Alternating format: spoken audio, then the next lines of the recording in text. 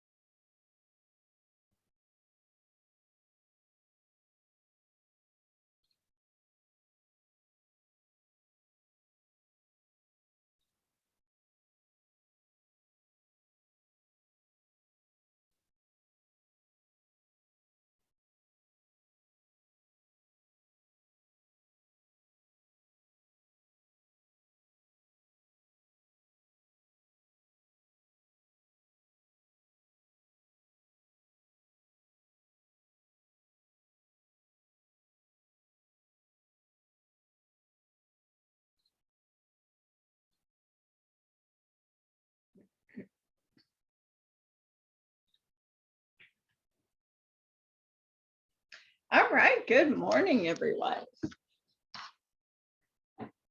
Do we have anybody with us out there in Radio Land?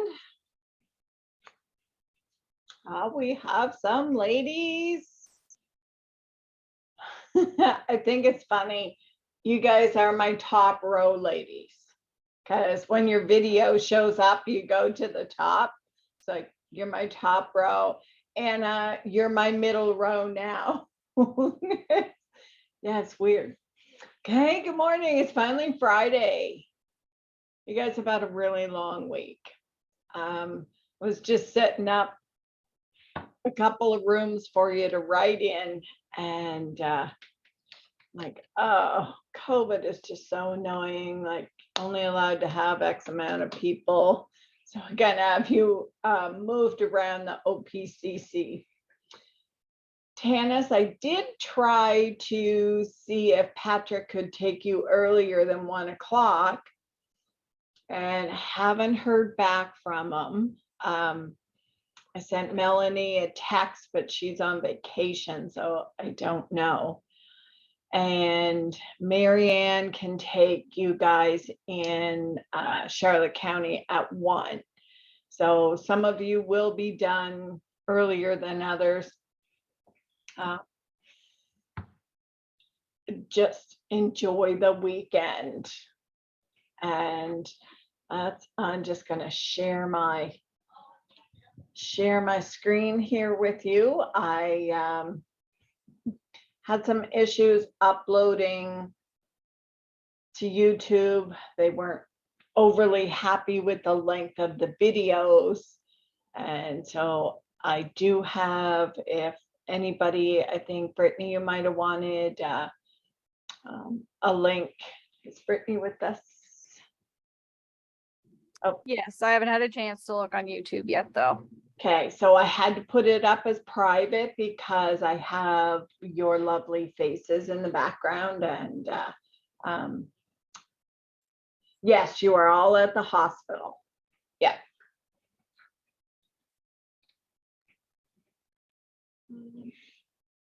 Oh, you're there now. Oh, okay. Okay, perfect.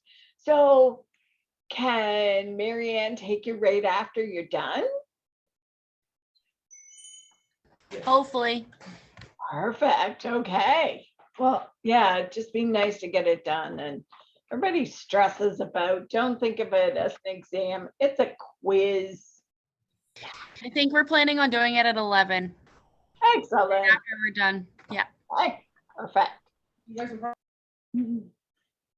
Okay, let me.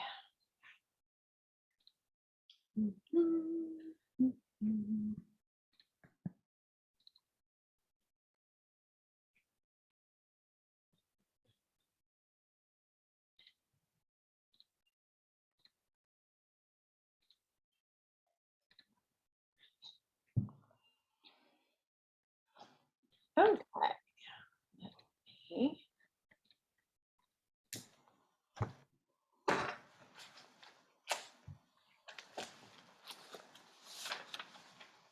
Okay, so does anybody remember the annotate button that allows you to draw? I would like 1 or 2 or however many brave people to draw the 3 different ways a P can look in junctional rhythm. It's not easy to draw with this.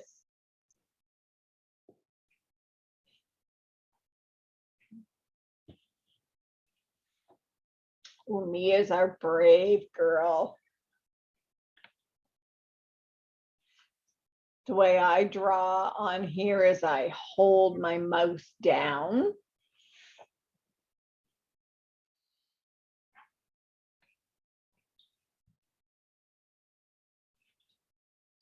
And so Mi has an inverted P before the QRS.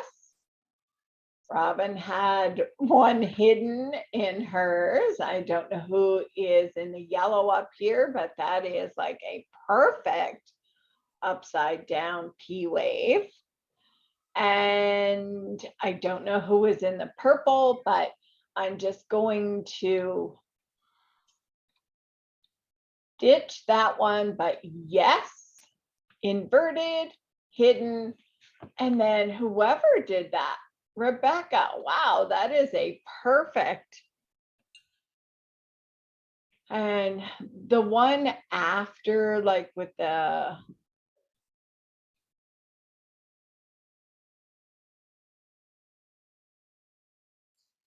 that's supposed to be a P. I'm not sure how well that translates across, but yeah, the third one's really hard to draw. Again, it's the one that doesn't happen very often. So, Can anybody describe the difference? And thank you for your drawings. Well done. Can anybody describe the difference between a PAC and a PJC? They both have a skinny QRS, so how do we differentiate between them? Is it that the PAC will be upright where the PJC will be either hidden or inverted before or after? Perfect. Yeah, Is that the only difference? that's it. Okay. That's it. So the PAC comes from the atrium. So the P will always be upright.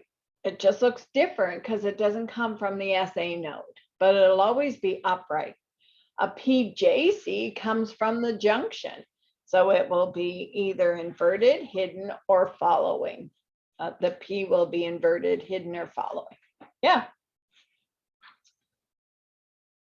PAs and PJs are mess people up sometimes.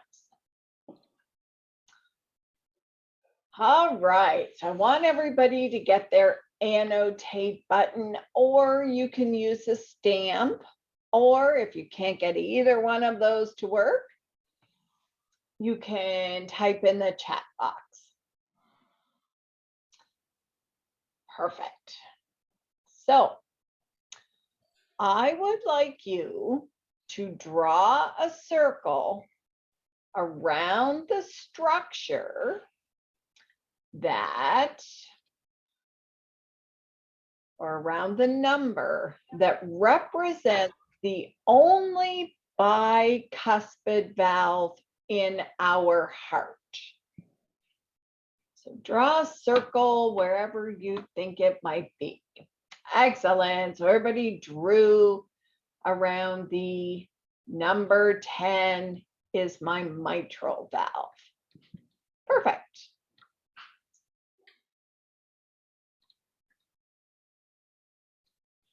Now I would like you to draw a circle around the structure that we call the workhorse of the heart. Yeah, that was an easy one. Workhorse of our heart is the left ventricle. Now I would like you to draw a circle or whatever works for you around the structure that could house or could hold a saddle pulmonary embolism.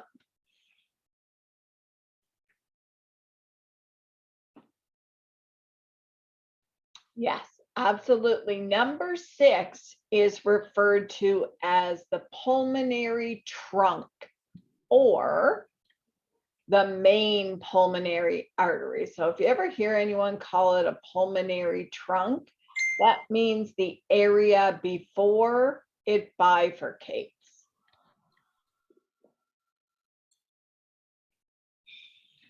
Now I'd like you to draw a circle around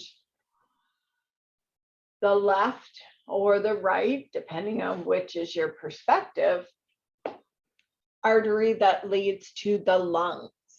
Has deoxygenated blood. It's the only artery in our body that has deoxygenated blood. Yeah.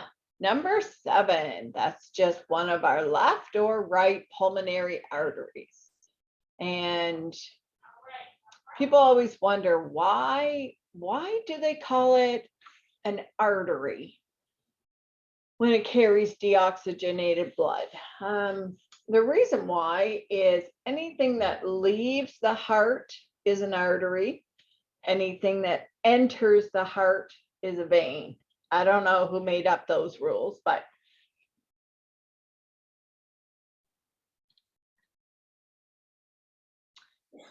this is a chamber. Chamber we don't worry too much about. It usually doesn't cause us many problems. But if I had an inferior myocardial infarction, sometimes I have extension into this ventricle.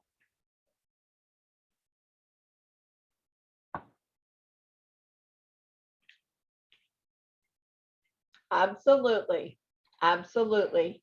Number 4 is my RV. And so most of the time our RV is this kind of boring, low pressure structure that doesn't really give us any problems until a couple of issues could happen. So the first one is our right ventricle often becomes dysfunctional when we have primary pulmonary hypertension. So you can see that your right ventricle ejects out into the pulmonary system. And when we do hemodynamics, you're going to learn that the pressure in the pulmonary system is basically systolic of 30 and a diastolic of anywhere from 5 to 15. So when you have pulmonary hypertension, the pressure increases in your pulmonary system. We also call that afterload. So you have a high afterload. So your right ventricle has to hypertrophy to overcome the resistance in that pulmonary system. And that's when your right ventricle becomes a problem. The second time is when you have an inferior myocardial infarction. So down here, inferior, and sometimes you have an extension up here into the right ventricle. And the right ventricle, when it stretches, it pushes fluid forward. And that's what your left heart receives. So if your right heart becomes dysfunctional, your left heart will also become dysfunctional. And so a lot of times in patients who have inferior myocardial infarctions that have right ventricular involvement, we will give fluid boluses. And that is just so that we can fill that right ventricle as full as we can, so it will contract better and push cardiac output forward. Number 4 is our right ventricle. We don't care much about him until he becomes a problem. It's kind of like that silent child until they become really angry. I am a structure that often gets infected first when I am an IV drug user or abuser, however you want to say it. And I am often the first one to get infected when you have endocarditis. I sit on the right side, excellent. Yes, my tricuspid valve. And that's not everybody who is an IV drug user ends up with endocarditis. You have to have a few,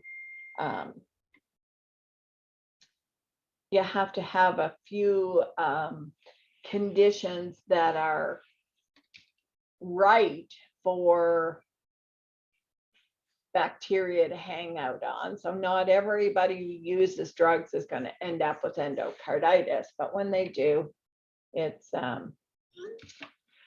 really quite tragic.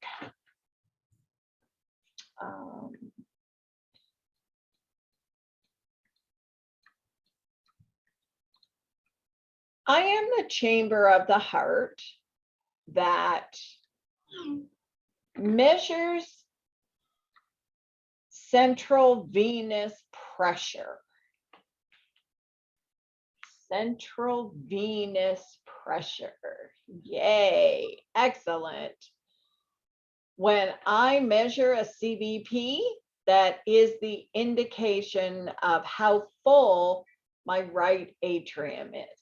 So number 2 is my right atrium. If this structure here is the inferior part, what is number 1? You can write it. Yay! Yeah, number one is my superior vena cava, my SVC. And if I were to measure pressure in my, whoops, that's supposed to be a C. If I were to measure pressure in my superior vena cava, so say I had a central line, oftentimes we'll put a central line in the internal jugular. And if you turn your neck and you see your internal jugular, it sits almost on top of your right atrium.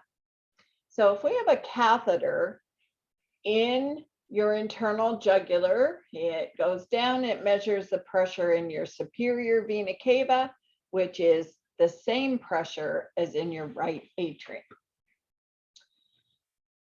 I am a tri-leaflet valve, but I never give, or 99% of the time, never give you problems in adulthood.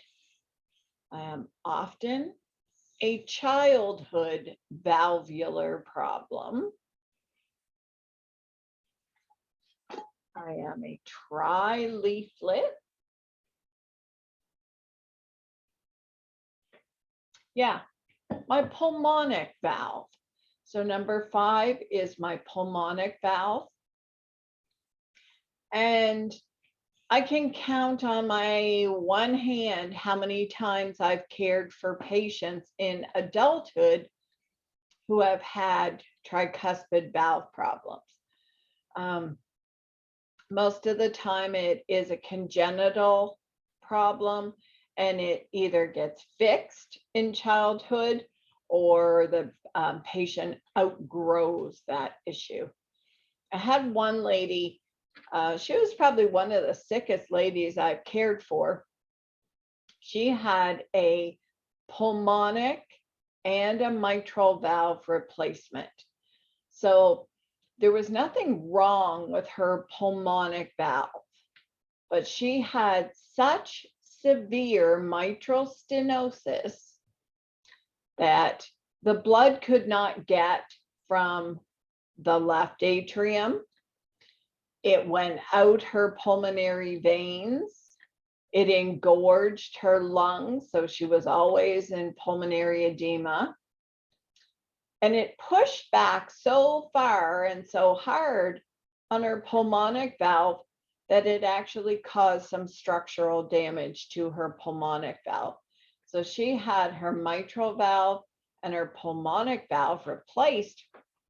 And I remember how much fun she was to manage post-operatively, because now all of a sudden, the left ventricle doesn't really know what to do because it is receiving an adequate amount of blood.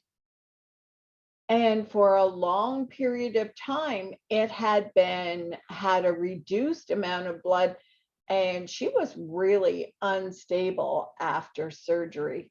And I just remember how she was in her 40s and just how emaciated she was. She was just, I think she was like maybe 100 pounds, and she was like almost 6 feet tall. She was just so skinny, and she just had no reserve.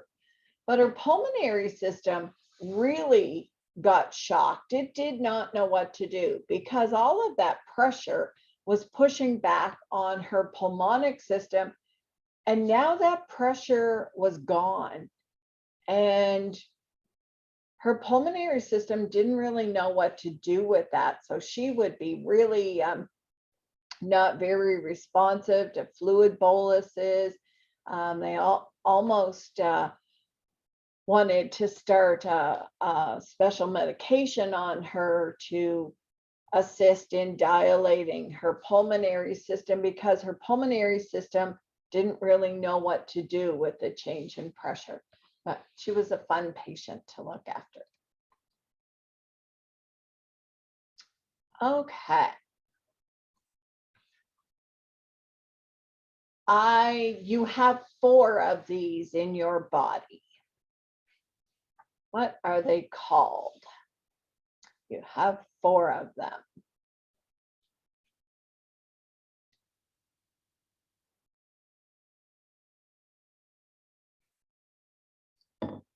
Perfect. 4 pulmonary veins. So 2 on this side and then 2 over here and behind that you can't see. So 8 is your pulmonary veins.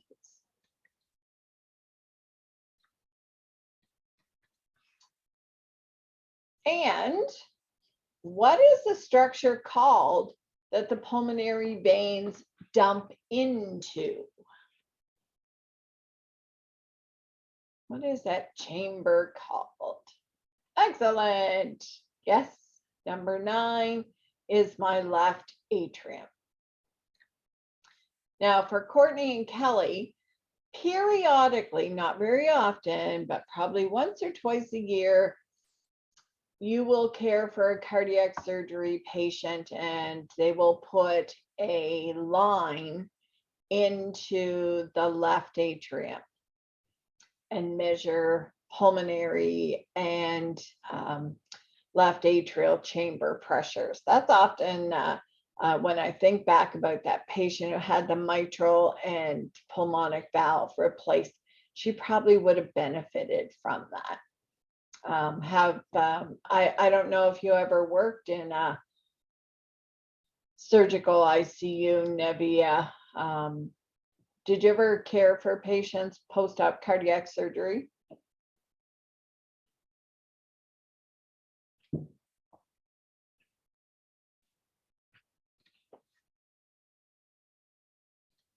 No? Okay. I am the most commonly replaced valve in adulthood. Yes, my aortic valve. And we talked the other day, we talked the other day about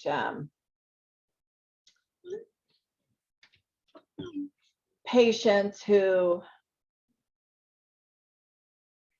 oh, sorry, I have somebody texting me.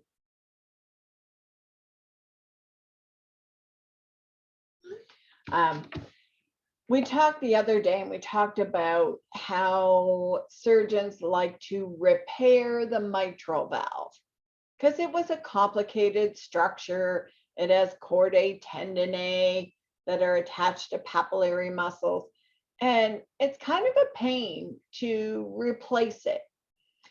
Aortic valves are very different. They have no chordae tendineae. They are easily hacked out and a new valve is sutured in. So we don't repair aortic valves. We just hack them out, throw them in the garbage and put a new one in. And then the last one is, what's that called? What part of the aorta is that called?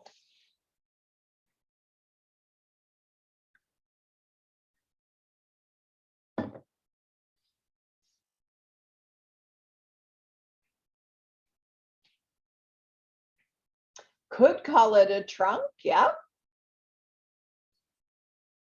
Most of the time, and Dr. Pozag is one of our surgeons who specializes in aortic surgery.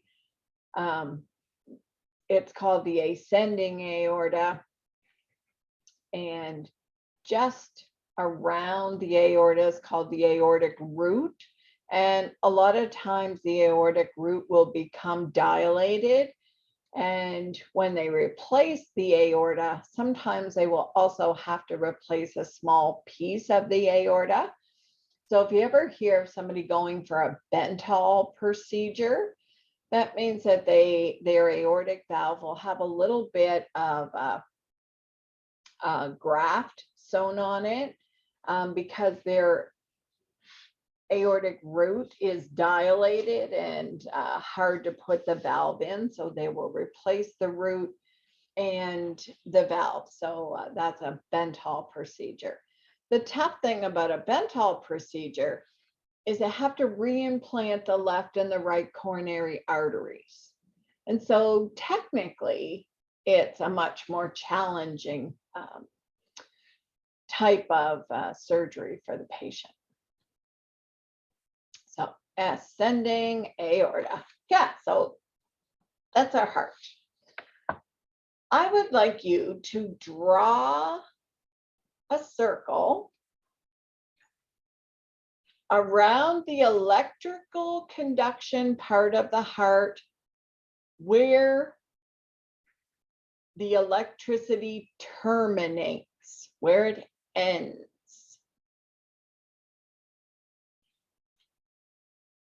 Absolutely, way down here at the bottom, called my Purkinje fibers. Don't ask me how to spell that. Put a circle around the boss. Who controls the heart rate? Absolutely. If she wants to go slow, we call her bradycardia. She wants to go at an average rate, we just call it plain old boring sinus rhythm. If she wants to speed it up, she can be sinus tachycardia. She determines the heart rate. Let me just I'm gonna stop share for a sec.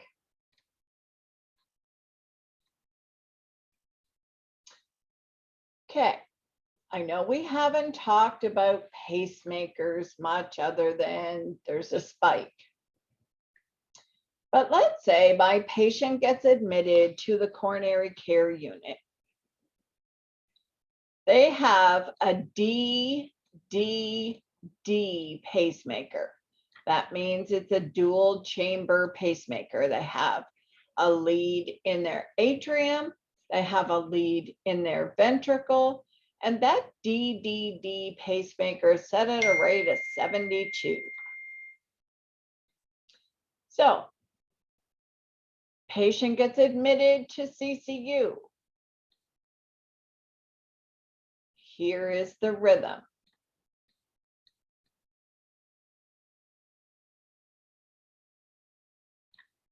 And the rate is 107 on the monitor. How is that possible?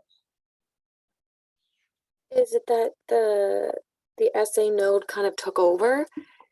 Absolutely. Absolutely. So if I had this example,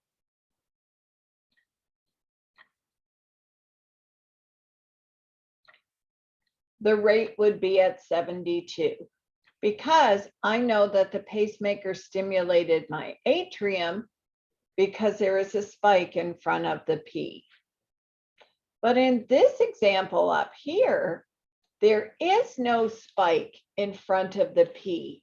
The SA node has taken over and overridden the patient's atrial pacing rate. And so I remember someone said, well, the pacemaker must be broken. Like, no, always remember who is the boss of the heart, the SA node. And if she becomes quiet and silent, then the pacemaker of the heart takes over.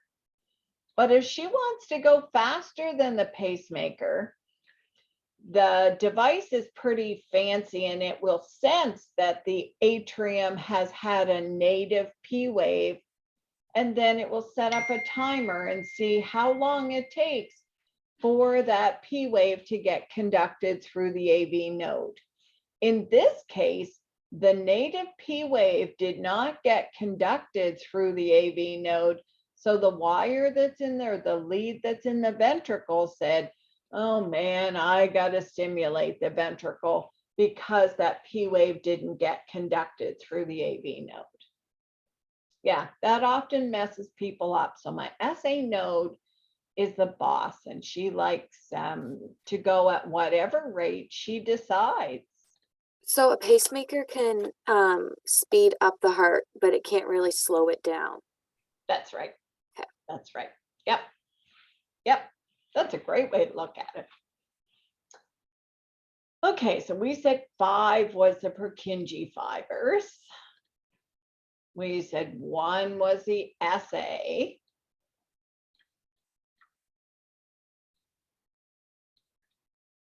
I'm just going to pretend I spelled that. I want you to put a circle around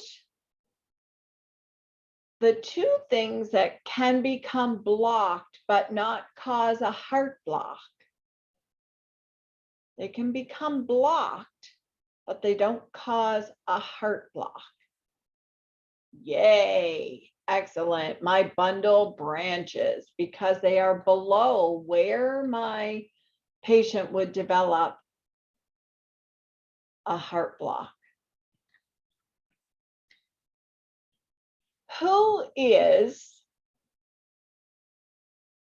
it the SA node or the AV node who is the unpredictable one in heart block? Is it my SA node or my AV node that is unpredictable? That's right. Always remember that when you are figuring out any heart block, there's nothing wrong with the SA node. So your atrial rate in every heart block, no matter which one it is, will always be regular. Your atrial rate will always be regular in heart block because there's nothing wrong with the SA node. She just fires at a regular interval. When we talk about heart block, which types of heart block will have an irregular ventricular response? Sometimes you could say regular except for drop beats or irregular because of drop beats. So we have 4 types of, oh, sorry, just a sec. I hear somebody in my conference room and all your stuff is set up in there. So just that.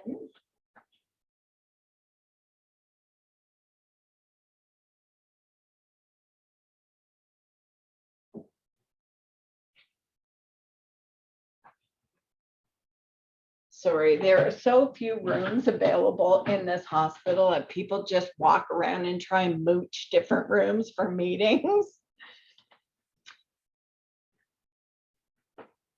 So I forget what I was asking you now. Oh, when you think about heart blocks, there's 4 of them. 2 of them will have an irregular ventricular response. The second degree, both of the second degrees? Yep. Yep. So when I look at first degree, I'm going to have a nice regular atrial and regular ventricular, but they are the same number of P's as QRS's. When I think about third degree heart block, I think, oh, how come both of them are regular? Both my atrial and my ventricular rhythm are regular, but my atrium is going a lot faster than my ventricle. So whenever you look and you see more P's than QRS's, the key to figuring that out is looking and seeing, is my ventricular rhythm regular or irregular? And if you have more P's than QRS's and your ventricular rhythm is regular, then you have third degree heart block. But if your ventricular rhythm is irregular, then you have either second degree type 1 or second degree type 2. Then you go on and you measure your PR intervals. Second degree type 1 has a progressively longer PR interval.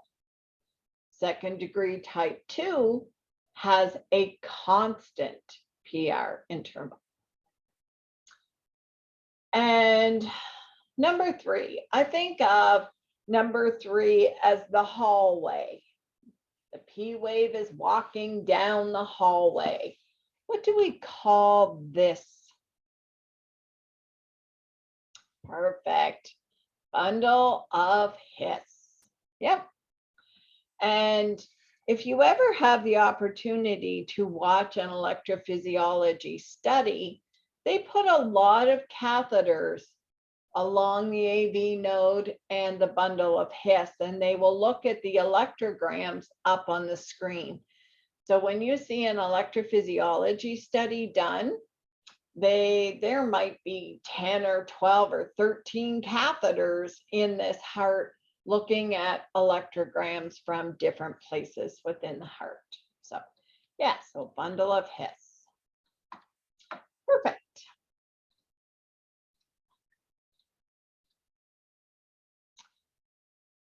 All right.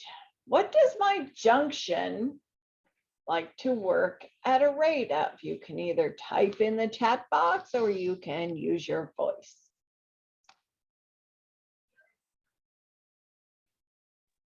40 to 60? Perfect. Yeah. It can go faster, but it's happiest when it works at 40 to 60. It can accelerate.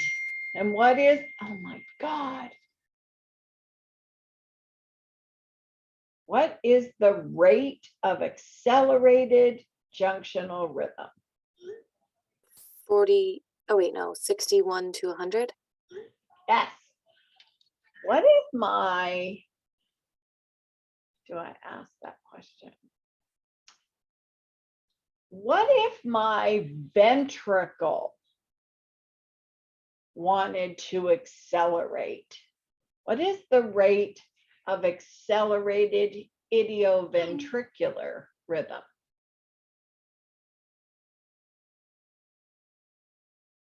So we said accelerated junctional was 61 to 100. This is something to 100. This is 41 to 100. Yes, that is the years one. And it's your brain doesn't really think like that. But if you think, what do the ventricles like to do? They only like to work at a rate of 20 to 40. So then when they accelerate, 41 to 100 is their acceleration rate. How often is junctional tachycardia?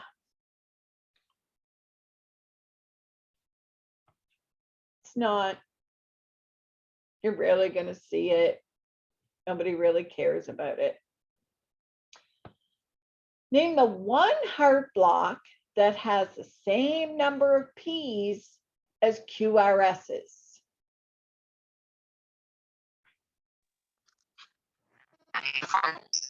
First degree heart block.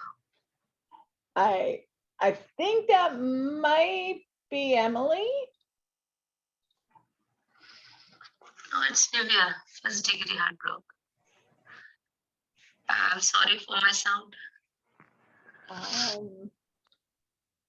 I can't, or is that Courtney? I don't know who was talking. Sorry. I think it's Nivea. Okay, Nivea, your voice is distorted, not your particular voice, but your mic maybe. Yeah, so it sounds a little funky, and sorry, I couldn't hear it.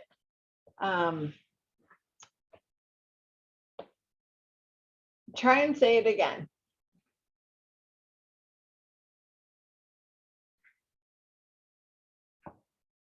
Okay. The one heart block that has the same number of P's as QRS's. Perfect. First degree heart block. Yeah. Name the heart block that has more P's than QRS's and the PR interval is normal and constant.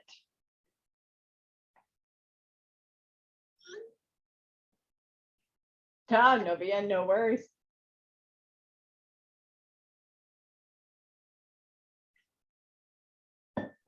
Second degree type 2. Yay! Excellent. Yep.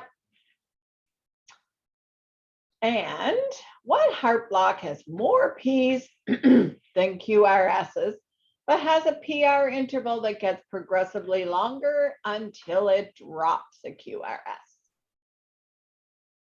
Second degree type 1. Perfect. Yes.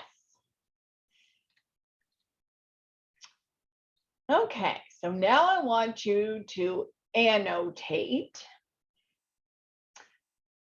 And I want you to draw a line from second degree type 2 to which example it represents. I want you to draw a line from third degree to which example it represents, and so on.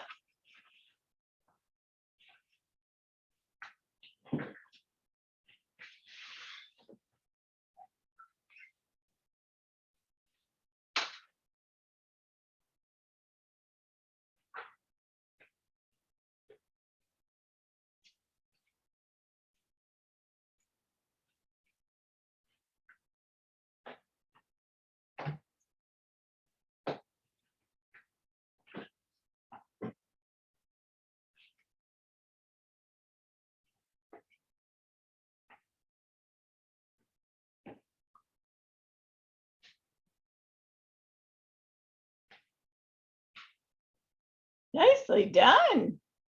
Nicely done. Yeah, very nicely done. So the first one I look, I have same amount of P's as QRSs. So I don't really have a heart block. I have a delay. My PR interval, if I measure it here and I measure it here, it's all the same. But it's longer than normal. That's it. Then I come to my next one, and I see more P's than QRSs when I first look at it. So I know I have a heart block, but I've ruled out first degree heart block because I know that there's same number of P's as QRSs. So I say, okay, cool. The nice thing about this one is when I look at it, I know that my QRSs, even though I might call these three regular, I would call it regular except, or I would call it irregular because as soon as I have an irregular ventricular rhythm, I know I have a second degree heart block. And so I say to myself, I know the key to figuring out second degree heart block is measuring more than one PR interval. So you can see if I measured this one, I'll call this 0.16. I'll call that 0.24. I'll call that 0.32. Oh, it got longer. Some people like to say longer, longer, longer drop. Doesn't always have to be 3 QRSs and then a dropped QRS. You could have 7 QRSs and then drop. And those are the ones that I think are a little harder to figure out because you need a really long rhythm strip to do that. Because periodically I'll hear people say, is that second degree type 1? And I'll be like, oh, I don't know. And they have to, we used to have a strip recorder. Some floors don't have a strip recorder anymore and they just have full disclosure. And so it's harder to see on that, but it's nice. You can bring up the screen and you can look at it in different chunks of time. So then I go to the third one and I look and I say, more P's and QRSs. So I know I have a heart block. When I look here, it's hard in just a 6-second strip to actually see that my ventricular rhythm is irregular. But if I had a longer strip, it would likely be irregular. When I measure my PR interval, it is the same. Oh, so I have more P's and QRSs, and I have a nice normal constant PR interval. second degree heart block type 2. And it's alarming because he is blocking this P wave and this P wave. One rhythm I didn't show you is this rhythm.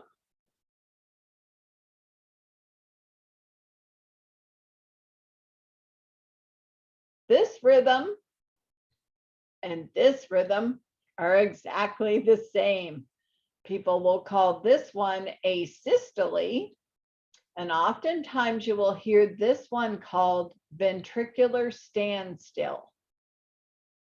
And so the SA node's doing her job.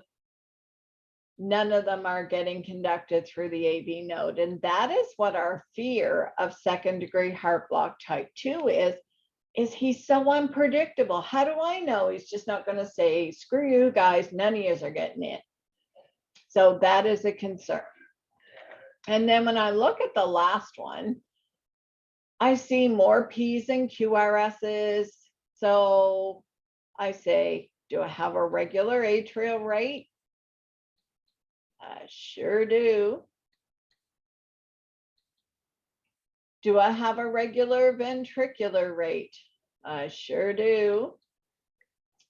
Then I'm also going to try and figure out a PR interval. And I'm going to have a long one, short one, really long one. I don't have any rhythm that has that messed up of a PR interval. Therefore, it doesn't exist.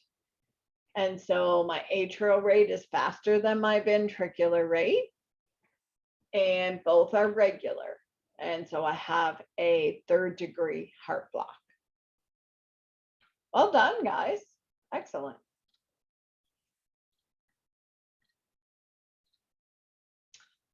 Okay. I want you to tell me the difference between a PA, a PJ, and a PVC. What makes each of them unique?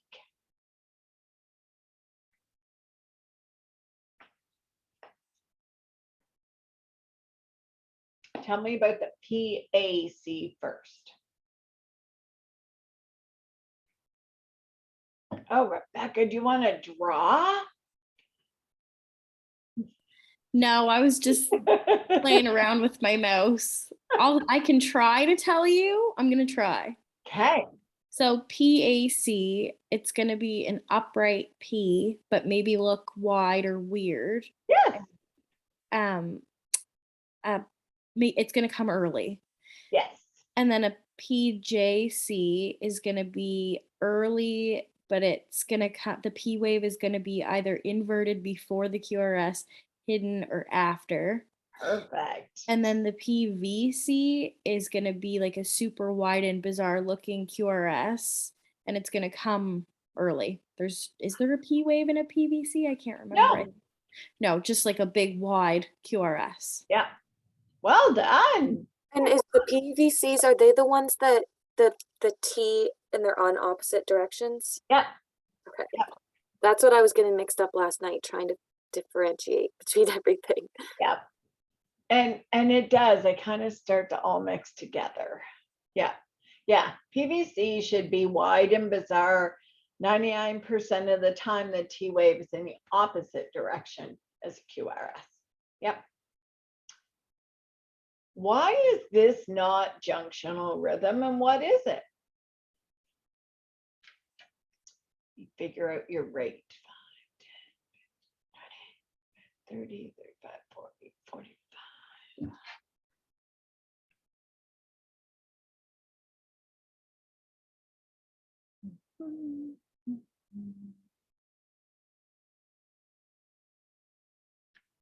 My rate is 33. Is this the one, oh, what's it called? The one that's like the last effort of the heart? Yep. Is this idioventricular rhythm? This is idioventricular rhythm. Yes, absolutely. But how come it's not junctional? Maybe 33 is a little too low for the junction, but there's another feature.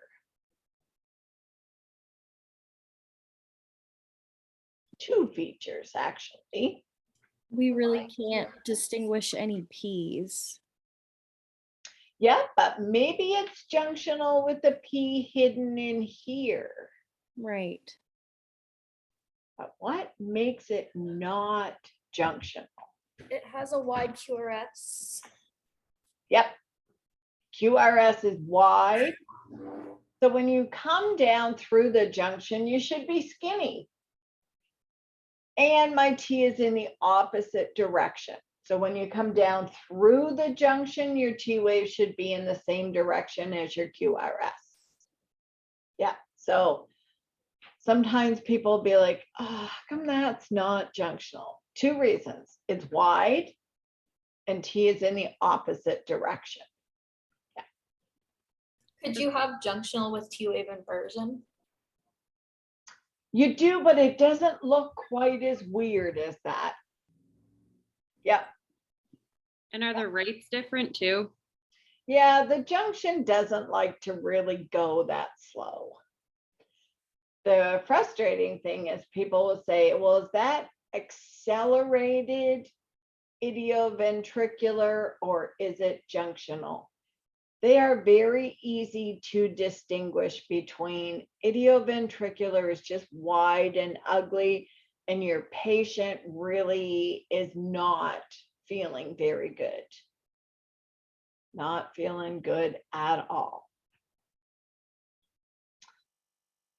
So the question is, who am I and how long am I?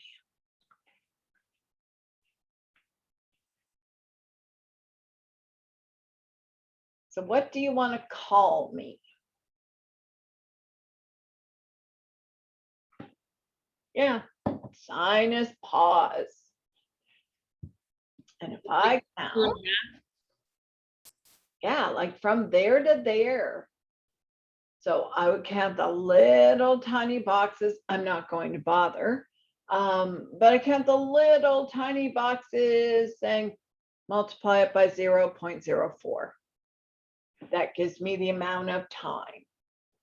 And this is kind of messed up graph paper, but if you were to call your physician and let him know you want to tell him or her how long the pause is.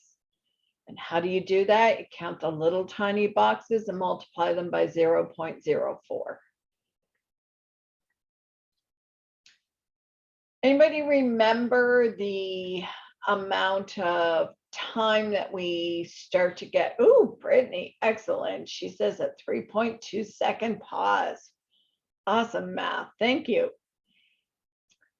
What is the kind of magic number when we're talking about pauses? When do patients usually become very symptomatic? What could be an indication for a permanent pacemaker implantation? Everybody remember? Yeah, 3-second rule. Yep, well done.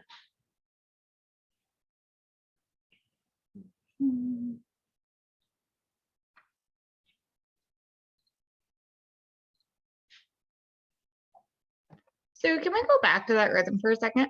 Sure can. When I'm just looking at it, like when we put in like it's a sinus pause, do we identify the rhythm itself as well? Like to say whether it's like normal sinus or like a, because when I look at the PR interval, it looks almost to be like a little bit more than 0.2. It looks like 0.22. Yeah. So it almost looks like a first degree So block. then you would say first degree heart block with a 3.2 second pause. Okay, perfect. Yep. Awesome. Awesome. Well done. So, Allison, I'm not pointing you out, but I am. On Monday, you did not have that confidence about your discussion at all. You were like, oh, that's a P wave. Okay, cool. And so you need to celebrate the fact that you can say, well, I think that PR interval is longer. Like, do you have any idea the satisfaction that I obtained from seeing people speak with confidence about their ability to interpret? You just made my whole day. Thanks. It's Well really done. nice to go through this course. It's when you're doing like pre-op and pre-oping people for surgery before they're even coming in and like getting in like all their blood work and ECGs. It's just nice knowing now that I can look at an ECG like at the very top and kind of know what I'm looking for instead of like going to ask them and be like, is this concerning? Like it says abnormal. It's like, it gives me a little bit more education as well. So I can kind of assess myself, be like, oh, this is nothing to worry about. Yes, knowledge is power. And it's not like dictatorial power or anything. It's power within yourself to advocate for your patient, to advocate for yourself. Yeah. Oh, you just made my whole day. I've never seen such a change in somebody. Like your confidence just makes me smile. Awesome. Sorry, didn't mean to embarrass you or put you on the spot. I'm bad at that. Okay, so now we have a patient with this lovely rhythm. How are you going to manage me when you go in and assess my blood pressure is 110/66, but I'm feeling okay? Pretend it's me. You go in and say, Sue, your heart rate's a little fast. How do you feel? Check my blood pressure. It's 110/66. How do you think my doc is going to manage? You put the pads on them and call for 12 lead ECG and call a doctor right away. Absolutely. So, An amnio? yeah, he's probably going to get put on an amiodarone infusion. Yeah. So I get a 12 lead because he's stable. I've got time. I like that they said, I'm going to put the defib pads on him just in case. You don't have to have an order to put defibrillation pads on. That's a nursing action. I think it's funny that we always seek the physician's approval. Why'd you do it? Because I wanted to do it. Well, why'd you do that? As long as you can defend what your action is with why you did it with an appropriate rationale, nobody should give you grief over what you've done.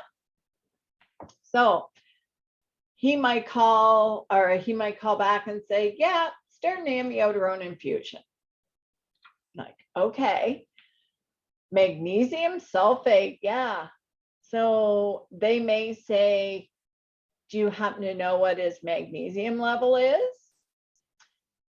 Giving magnesium sulfate to a patient who has a pretty normal magnesium level doesn't usually help the arrhythmia. So a lot of times physicians will say, I don't know what the magnesium is. I don't want to wait for that blood sample to come back, but send one and go ahead and give a gram of magnesium sulfate.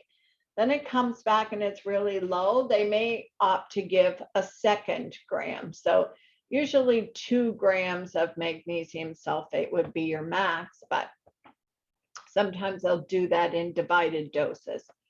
Post-op cardiac surgery, if you're working on 5B North, you're going to give lots of magnesium, especially to Dr. White's patients. He's an avid believer that you need to have a magnesium level on the upper end of normal, and that will be a preventative thing for patients to develop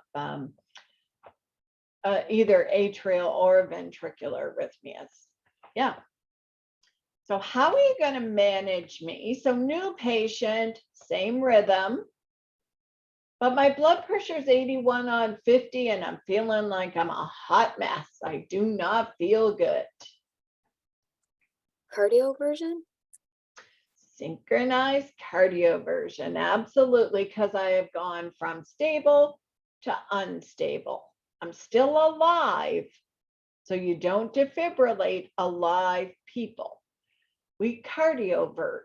And the only true difference is you hit the sync button for cardioversion. You might even use the same amount of joules, but we don't want, if the guy is alive, we don't want the defibrillator to go anywhere near this vulnerable part of the T wave, because it could take them from a live patient to a dead patient. But when they're dead, you just slam the energy in, you defibrillate them. So how would my management differ if I were dead? I do not do a cardioversion. I do not hit the sync button. I slam the energy in. I initiate CPR. I holler for either an AED, or if you're on a critical care ward, you get your manual defibrillator. So this doesn't apply to, no, I guess it applies to everybody except TANF. If you work in area 2, zone 2, whatever you want to call it, anywhere from Sussex to St. Stephen, you will have AEDs in your facility. And they're all the same AEDs. And these AEDs are compatible with the manual defibrillator. So if you were working, say you're at the regional and you're hanging out with Raina and Navia on neuro, and your patient codes, somebody from that floor needs to run out to the elevator. So as soon as you get off the elevators, there is a fire extinguisher and an AED. And they need to grab the AED while the other person is doing good CPR. They apply the AED and they follow the prompts. As soon as your code blue team arrives, they should take the pads out of the AED, set the AED aside, and they plug directly into the therapy cable of the manual defibrillator. And so we purposely chose that type of defibrillator so it was compatible with the manual defibrillator. So the nice thing about it is by the time the code team arrives, if the patient is in pulseless VTAC or VFib, one shock should have been delivered already by the time the code team arrives. So we have had a few saves at the regional, especially on 4C North, which is one of our more active and very sick patients on that floor. So AEDs do save lives. Critical care nurses get so stressed out by AEDs. They're like, well, where's the rhythm? I'm like, you miscontrol freak need to let the device assess the rhythm. And most critical care nurses are also have control issues. We like to control everything. And I will be the absolute first to admit it. I am very much a control freak. I want to control the environment. An AED is a simplistic device and you have to be able to trust it. One of the girls in CCU said to me, well, therein lies the issue. I don't trust anybody. I'm like, oh my God, Jackie, smarten up. You need to trust. So 3 different ways that this rhythm can be managed. I'm alive and feeling okay. I will get a 12 lead. Now, you could do what's called an elective cardioversion. So say my blood pressure's fine. The doc says, well, start some amiodarone. If he's still in it at 1 o'clock when I come up, we'll do a cardioversion. Very controlled environment. But when you call them and say, hey, my blood pressure's dropped to 81 on 50, then he should be saying, yes, I'm going to be right there. We'll do a synchronized cardioversion. And we call that an emergent cardioversion. So an elective one, like Allison will look after patients who come in as an outpatient for atrial fib, who will often get cardioverted. And so they come in on, hey, you're planned for June 29th, come on in at 9 a.m. and we'll do your cardioversion in the recovery room. And then if your patient is dead, you do not wait for anybody to give you the okay to defibrillate. You either use an AED if you're on a floor, if you're on 5A, 5B, ICU, ER, any of those critical care areas, you go ahead and use your manual defibrillator. Any comments, questions about that rhythm? Can be a little off-putting when your patient goes in. I hate when they're alive. And I know that sounds awful, but then I got to get a physician all involved. It's just way easier when they're dead and I can just hop on their chest. I know that sounds awful, but sometimes getting the physician involved, it's like, okay, dude, you really need to come up here and see this patient. Well, I'm tied up doing this. I always feel bad for the staff on 4C North because they always get, so Tanis, 4C North would be similar to the floor that you're going to work on in Fredericton. So, or I think it is. Tanis, tell us a little bit about your unit that you're going to work on. I really can't tell you much because I've not been there. Oh, cool. I start on Monday. It's my first shift there. Awesome. Okay, well, I hear that there are some very sick patients there. I'm sure, yes. Yeah. I do too. Yeah, so it would be the equivalent of our internal medicine floor. Yeah. It's the tough part about it is if those patients were in an ICU, the staffing ratio would be very different. Mm-hmm. As soon as they go out to a floor, Know the ratio. yeah, Maybe it's 2-1 or 3-1. I don't know. I'll find out on Monday. exactly. Okay, well, enjoy it because it is fun. But yeah, sometimes I find they get shortchanged because, oh, well, they're not in ICU. Like, really? But they should be. Right. I think we get a lot of ICU overflow right now. Yeah. Yeah. And last time I heard from Melanie, they had some ICU beds closed. Right, because there's no staff. So that's an issue. It doesn't mean that the sick patients go away. Right. They what just a mess. get redistributed. Yeah.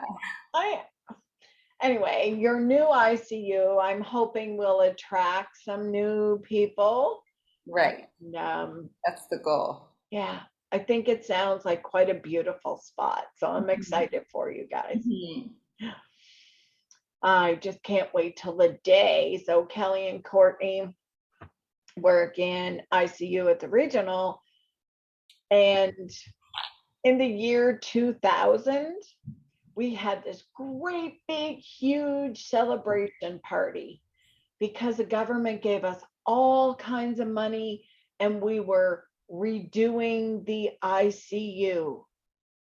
That was 22 years ago. I do hear through the grapevine that there is some money and they are starting to expand, and it's actually going to go out into part of our parking lot. And so I really hope that I get to see that I'm not dead or retired by the time the new ICU is built. Sorry, I just have a question about a chest x-ray or chest tube that I need to.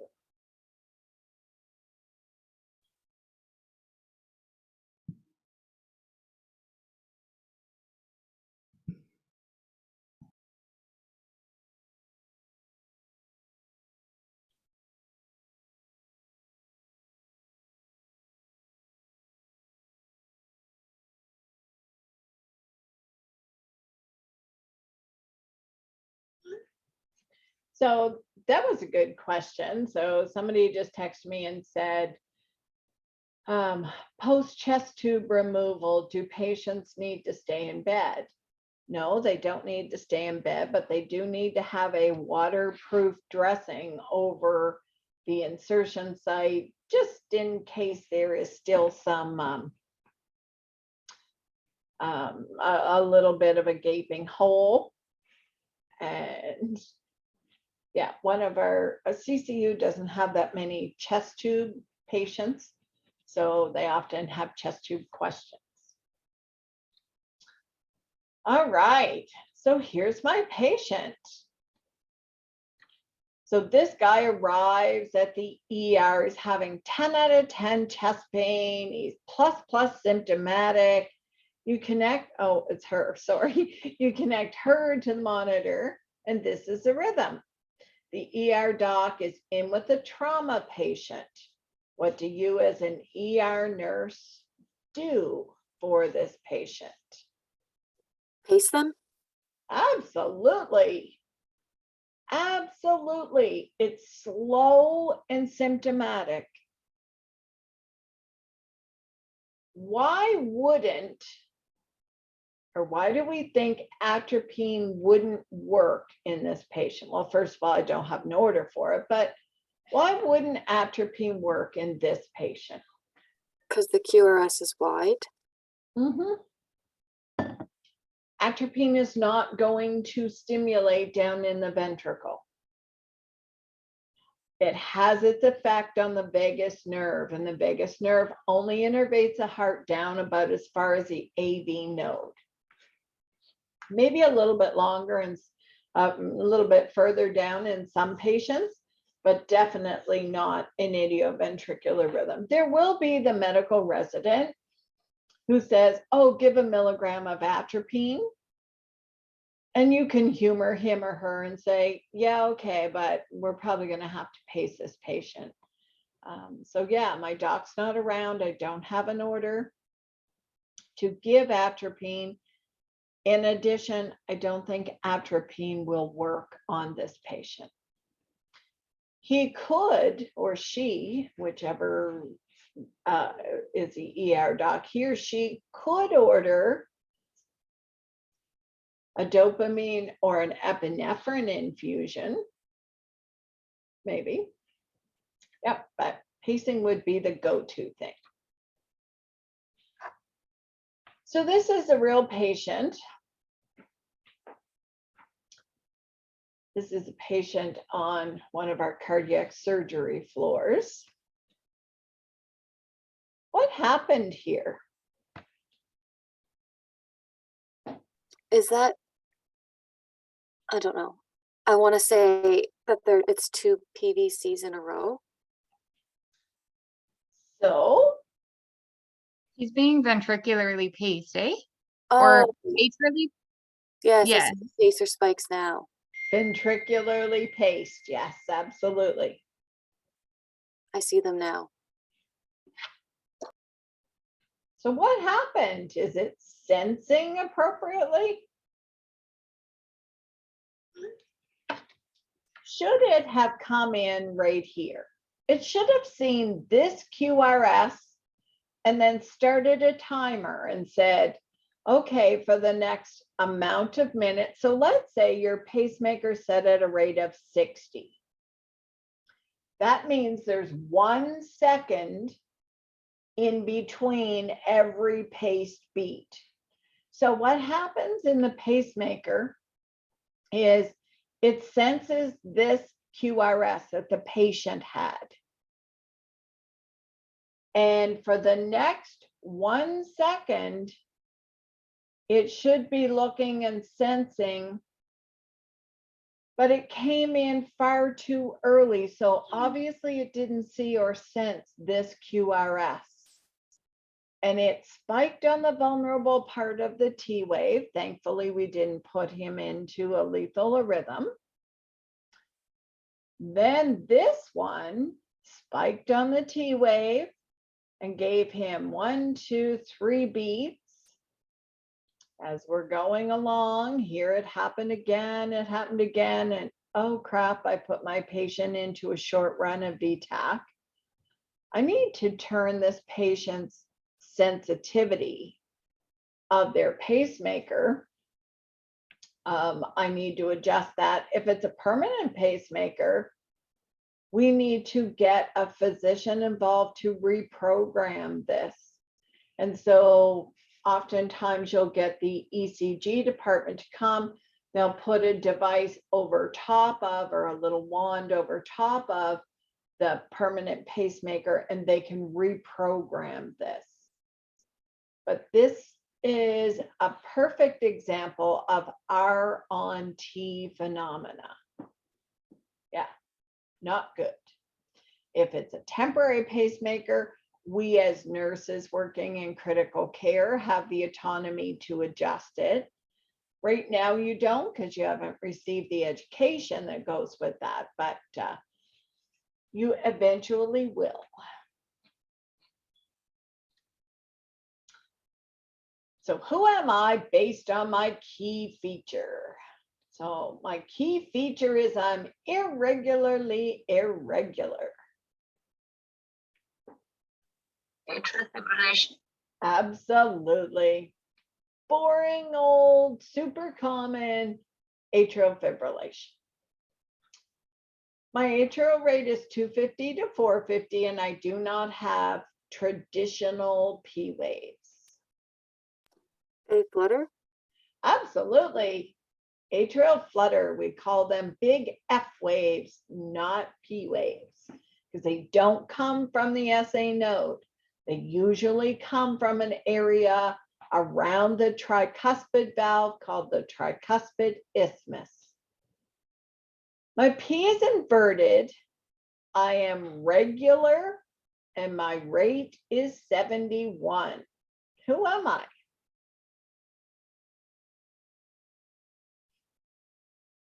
Accelerated Accelerated junctional. junction. Absolutely. Accelerated junctional.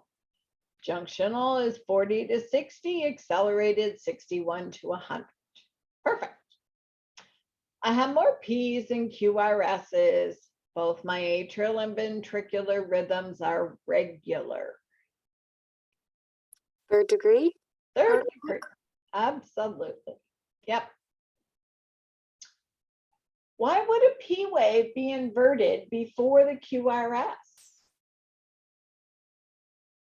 Because isn't that when it has to go from the AV node up to the ventricle, so it creates the inversion? Yep. It's just moving away from a camera or an electrode. That's it. So we already talked about managing VTAC stable, semi-stable, and dead. So I just want to ask one thing about the unstable patient. When you're cardioverting them, do they sometimes also do an amnio infusion along with that? yep. Okay. Yep, absolutely. Yep. Yep, great question. And so I just had a chat box in the chat box. If we have to do an elective cardioversion, do we need to take consent? Oh, that's a great question. So do we need consent for cardioversion? In a perfect world, yes. So if you are doing an elective cardioversion where you say, oh, the doc's going to come up at 10 o'clock and we're going to give you some electricity, but you do not need it if it's an emergent cardioversion, because that is a physician and a healthcare provider making that decision because they deem you unfit to make that decision at this time because you don't have enough cardiac output going to your brain to make that decision. Yeah, that's a good question. So emergent cardioversion, no consent. Elective cardioversion, we try really hard to get a consent for any elective procedure. Yeah. Can DNR level A's be cardioverted? So, yeah, they can. So when we talk about code status, But they can't be defibbed, can they? They can only be cardioverted. Yep. So that is, again, a conscious decision. An elective cardioversion, yes. An emergent cardioversion, that's kind of a gray area. They would have the discussion with the patient. Most of the time, those patients don't usually need cardioversion. They either are go slow and then die. I don't think I've ever, even in my ICU days, cardioverted somebody who was a DNR. Yeah. Level A, B, C, it gets really confusing. Yeah, that's a good question, Anna. Good Has question. our code status changed? I feel like it probably has, and I haven't looked in a while because I haven't been like on an inpatient unit in so long, but I feel like we used to have DNRA with defib or without defib. And now I feel like it's just DNRA, is it not? Yes. Yeah, okay. So the reason why they got rid of that with and without defib is, and it's funny, when my oldest daughter went to work at Ridgewood Veterans Wing, so you have one in Fredericton Veterans Wing, there's one in St. John, and almost every patient in there is a DNR. So my daughter calls me and she said, it was like 5, 6, maybe 8 years ago. And she's like, yo, Ma, all my patients are DNA level R with defib. I said, yeah. She said, we don't have a defibrillator. So she's like, so we're not to do CPR, but we're supposed to defibrillate them. So we'll call 911, we'll hang out with the dead guy until they get there, and then they'll shock the dead guy. Like, yeah, so on a monitored floor, so let's say 5C North, it would be like a patient's waiting to go to a nursing home. I go in, I find Buddy dead. Oh, he's a DNA level R, level A with defib. I don't start CPR on him, but I'm going to call a code because on that floor I don't have a defibrillator. So 15 minutes after the guy's been dead, we're going to shock him. And physicians were irate that we as a Code Blue committee recommended this to senior executive. It's like, come on, you're going to shock the person, but you're not going to do CPR? You either need to be an all or nothing kind of deal here. I think the reason why we had that is because of a physician whom I love dearly, but he does like to muddy the waters a little bit. So Dr. Vern Paddock is the head of our New Brunswick Heart Center. And so he wanted DNAR level A with defib in case we sent a patient to the cath lab who was a do not resuscitate, but they slid a wire down his left main coronary artery and they sent a bunch of distal emboli and made him fibrillate. Dr. Paddock's like, well, I want to be able to just do a quick defib and bring the patient back. And so I'm like, yeah, okay, but you changed the whole DNAR level for everybody in the whole horizon. And so now we have kind of that, so we remove with defib because it doesn't make sense, but we have that kind of caveat that when patients go to the cath lab, if we induce VFib, then we should be able to fix VFib. Yeah, great question. All right, let me find our practice strips.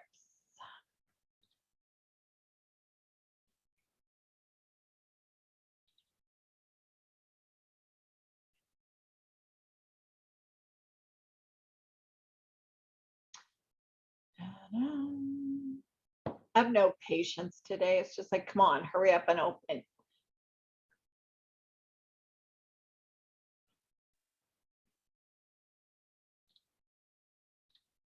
Is anybody excited to have 2 days off?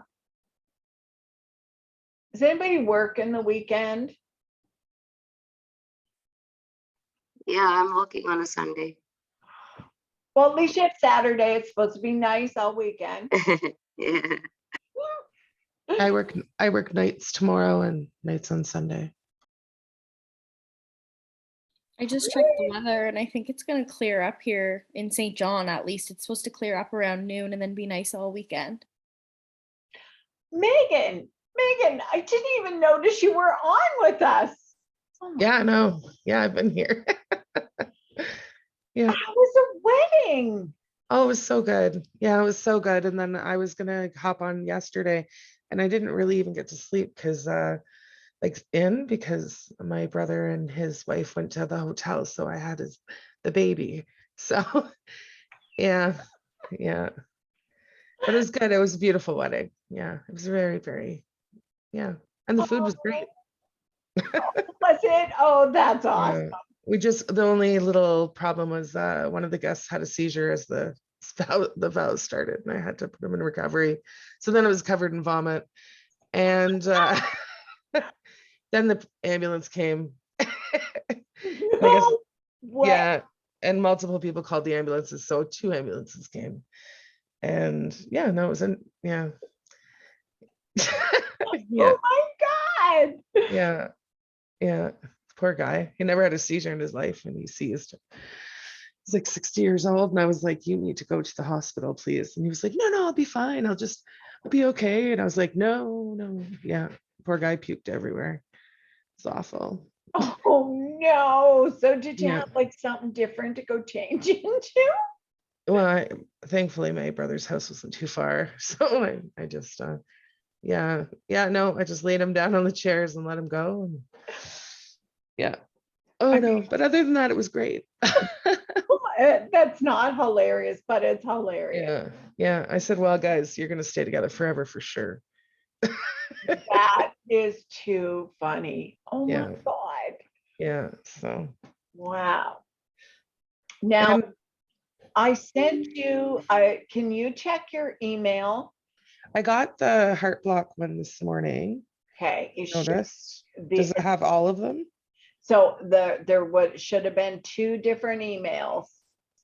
Okay, so I only got day 3 heart blocks. I didn't get. I will send the other one to you. Yeah, I'm flying out today, so I'm gonna, I guess, watch those in the airport. Oh my God, that will so put you to sleep. Yeah. Okay. And then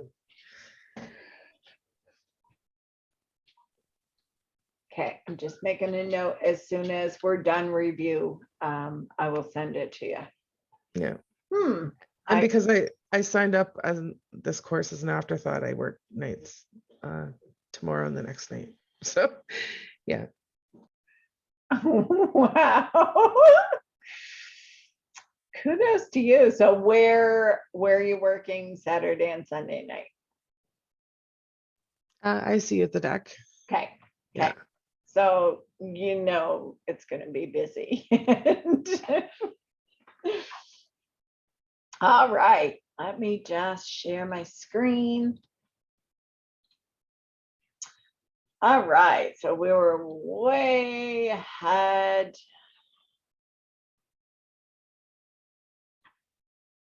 Not ventricular.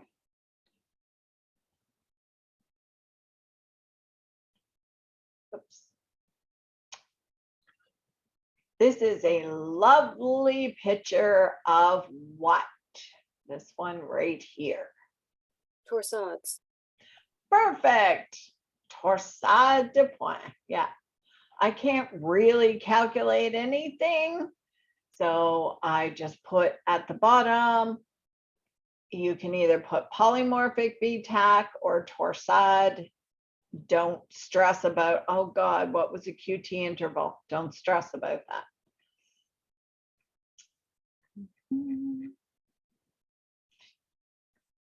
What do you guys think this one is? Says heart rate's 169. SVT. One reason why it's not SVT. Is it a left bundle branch? I don't know. I'm just going to call it ventricular tachycardia. It's wide, it's weird. Yeah. So, yes, it's fast. I'm looking at it, I'm like, what in God's name? It's wide and weird, call it ventricular. Yeah, don't look too hard into it. So I call that VTAC, and I have having trouble like with SVT and VTAC because sometimes it looks kind of the same, but is it just the wide QRS that really gives that away? That's it. That is the only difference. Okay. Yeah. And you're not the only one that has that. So there are textbooks dedicated to how do you differentiate between SVT and VT, especially when the patient's alive. If they're dead, you're always going to assume it's VTAC. But there are tons of, so imagine a patient. So when they're sitting here at rest, they're in sinus rhythm, but they have an IVCD, intraventricular conduction delay. If they go into an SVT, their QRS is already wide. And so you will often hear physicians say, oh, he's in a wide complex tachycardia. They can't differentiate, is it SVT or VT? And so a lot of times they will consult an expert. So the patient's alive, they're stable, and they will consult an electrophysiologist to say, hey, my guy has a wide complex tachycardia. I think it's because they have a pre-existing bundle branch block, but how do I know it's not VTAC where my patient is alive? So Allison, you are right in the normal. If you're like, how in the hell do I determine? On your test, you will have one of both. And it will be very easy to differentiate between QRS is skinny in SVT, it's wide in VT. Yeah. Yeah. So there's chapters, there's books dedicated to which one is it? How do we figure it out? So you can see unifocal PVCs here. If I was calling my physician about this one, I would say he's in sinus rhythm and had 2 runs of VTAC. Some people might say he has 3 PVCs in a row. I would just say he had 3 runs of VTAC that had 3 beats each. Because my short might be different than somebody else's short. Oh yeah, it was only a few screens. I heard someone say, I'm like, to me, that's a lot of VTAC, a few screens of it. Oh yeah, well, it's not like consistent. So I usually will say 12 beats or 14 beats of VTAC if they convert on their own. I usually give them the quantifier of how many runs how long the VTAC was. So can we just go back to that for a second? Sure can. So I did all of these last night just because I was having trouble yesterday with the ventricular rhythms. And I got a rate of like 68. But then I thought, when I looked at your answers, it says like plus or minus 120. Are we counting those VTAC, like the run of VTAC as well for our? Thank you for asking that question because I should have talked about that yesterday. So count the PVCs in your rate. And the reason why is some people will say, well, no, you shouldn't count them. My explanation, and it coincides with the electrophysiologist, is you don't know how much or how little cardiac output the patient has with PVCs. The only way you would know that is if you had an art line and you saw asystole related to those, or like a flat line related to those PVCs. So we just assume there is some cardiac output and we include them in the rate. Yeah, great question. But you could also look at it, Allison, as though it's regular except for, and then you would get a nice rate of 68. I was just being lazy. It's like, oh, yeah.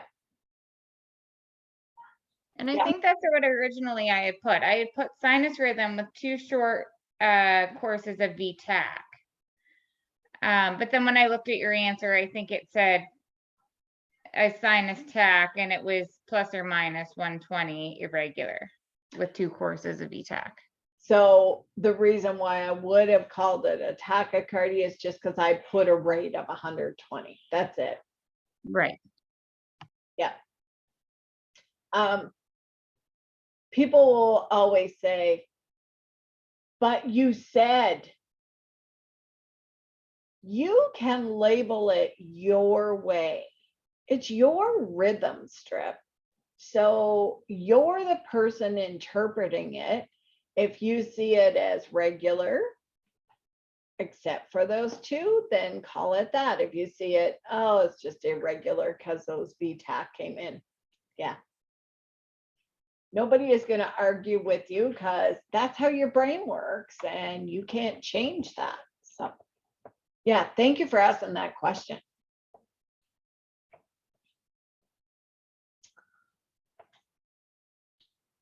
What do I have here?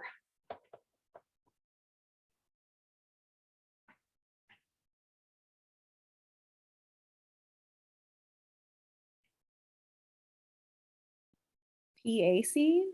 No, PJCs.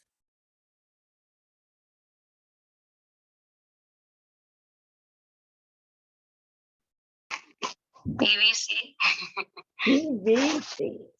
And so the reason why I'm going to call them PVCs is because they're wide, they look weird, and the T's in the opposite direction. So these are 2 multifocal PVCs. This one goes up this way, this one goes down. And so multifocal, they're not coming from the same spot, irritable spot in the ventricle. So sinus rhythm, it tells you the heart rate's 72. So I'm going to call it sinus rhythm with, some people will call these couplets, multifocal couplet PVCs. I find that quite a mouthful. So I'll just say with 2 sets of 2 PVCs, and then just some way you need to tell the interpreter that they're multifocal. Because that is a little more alarming than unifocal. Yeah, so they come from 2 different spots. And so, yeah, you see that they come in early. So you have 3 different, is it a PA, a PJ, or a PV? If it was a PA or a PJ, your QRS would look exactly like this one.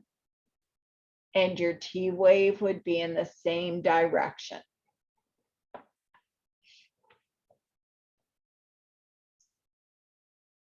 That's just pacemaker rhythm. Don't worry about that. Okay. Anybody do this one? Where are we at? Top of 49.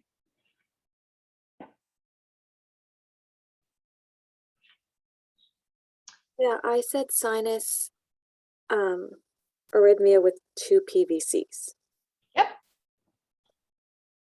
Are they uni or multifocal?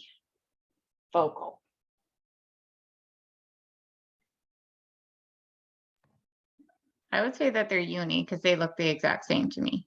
Absolutely, me too. Yep.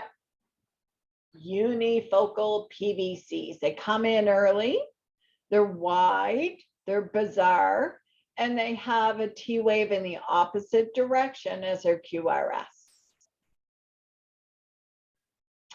Here is dual chamber pacing, spike in front of my atria, spike in front of my ventricle. Dual chamber pacing. What about this one on the top of page 50? I said this one was a 2nd degree type 1 AV block. Yay, type 1, because my PR gets longer, longer, longer, and drops. Perfect. Type 1, Winky Bach. How do I remember type 1? Type 1 takes one eye to wink.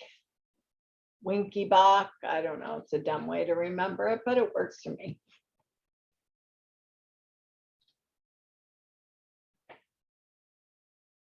What about this boy, bottom of 50?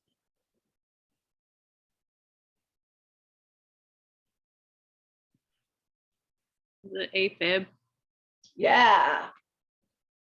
1, 2, 3, 4, 5, 6, 7, 8, 9, 10, plus or minus 100. So I always get asked, it's right at 100. Do I call it controlled or uncontrolled? I don't know. I really don't know. One physician will say it's controlled, one physician will say it's uncontrolled. I don't know. I just tell them atrial fib plus or minus 100. Yeah, if it was 110, I can go there. If it was 90, I would call it controlled. But at 100, I don't know. Ask 100 physicians, you'll get 100 different responses. Yeah, so they're not very clear on those guidelines. So is the last one right at that, like after the 6-second mark? So that's what I kind of put, like plus or minus 90, and I felt like I probably wasn't, it doesn't matter however you interpret it, but I put like it was controlled plus or minus 90. Hey, I waited for someone. Awesome. Thank you. Yeah, so it's controlled plus or minus 90. Do I include this one? Probably not if you are a true attention to detail kind of person, because it sits on the right-hand side of that line. So absolutely, I'm like, nobody's asked me about that. Yeah, so awesome. Thank you. Every group has never disappointed me. There's always been someone to say, do I include that?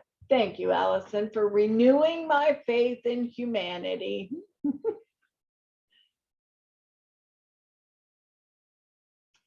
Top of 51.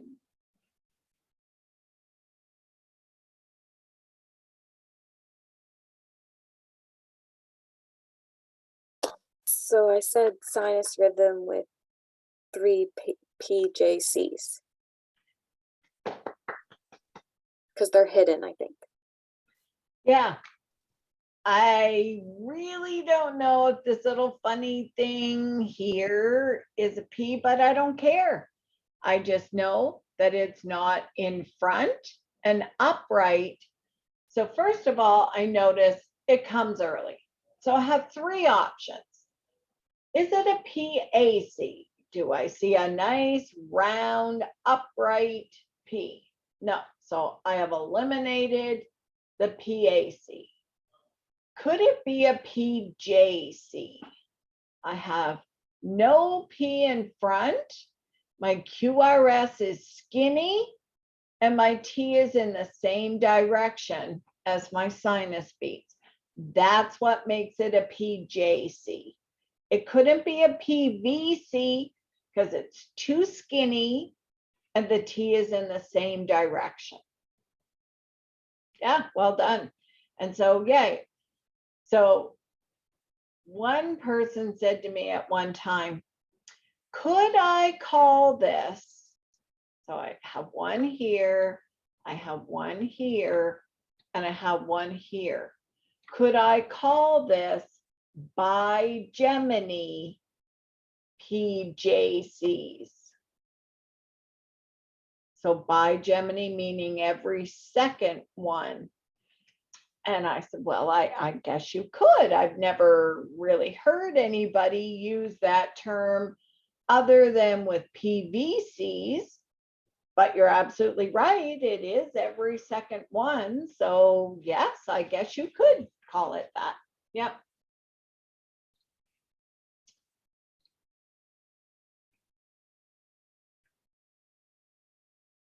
What'd you get for this one on the bottom? Doesn't look very exciting.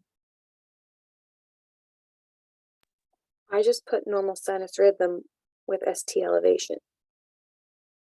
Okay.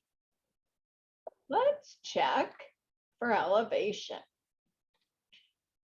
Because I look quickly and I don't see any, but I need to draw my line.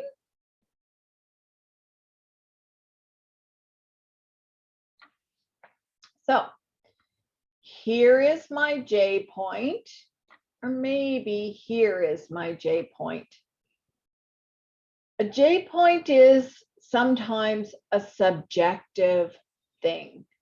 So, whoops. I'm going to say my J point is likely here. I'm going to go over one box, two boxes, so I don't have any ST elevation here. I think I'm kind of mixed up at where can you point out where the ST segment kind of is? Because I think that's where I'm getting kind of mixed up.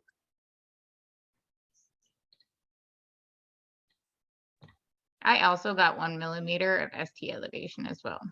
Okay. Trying to make it as big as I can here. Okay.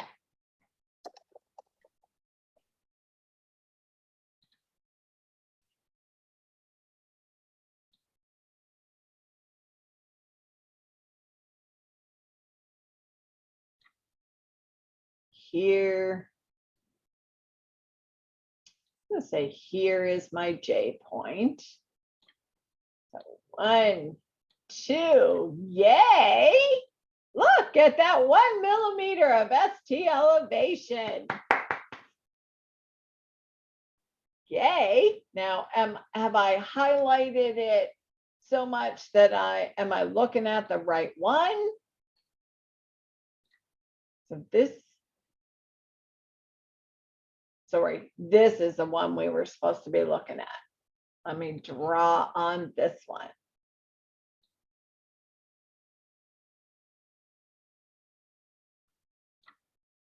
So here is my J point, one box, two boxes, yay.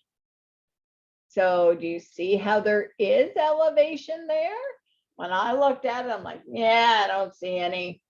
Well done, you guys. Well done. Excellent. Oh my gosh, I'm so proud of you. That's like super well done. It's tricky. I find it like a lot of times when you're like on CCU or 5A North, it's very evident that there's some elevation there. So you're kind of like, some of the girls are just like, oh yeah, like there's some elevation, and but here when it's so little, it's kind of really subtle. Difficult. Yeah. Yep, it's really subtle. Yeah, well done. What'd you call this guy?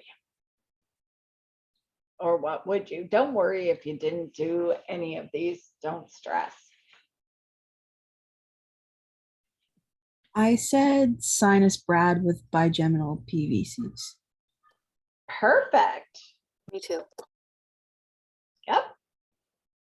Yep.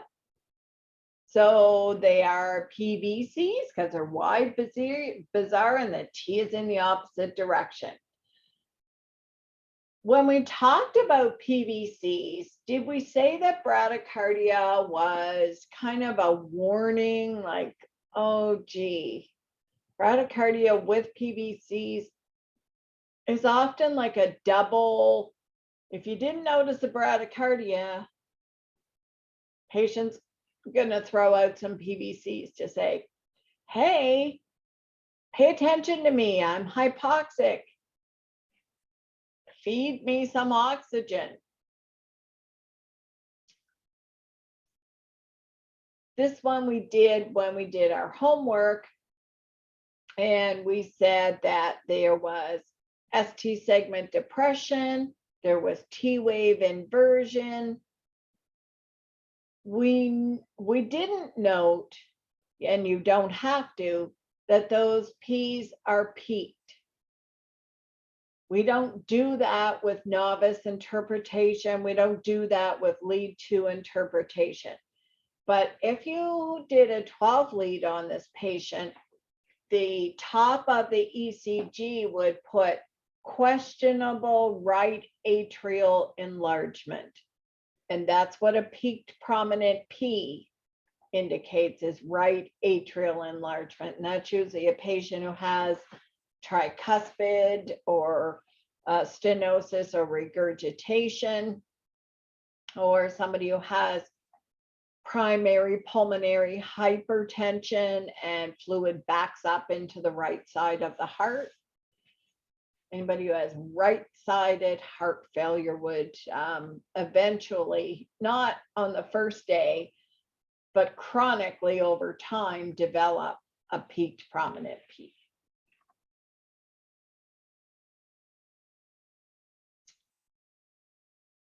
I like looking at this one because I try and find a PR interval that has a whole box in it. So do you see how the Q, or where a Q wave would be here, is the start of the QRS?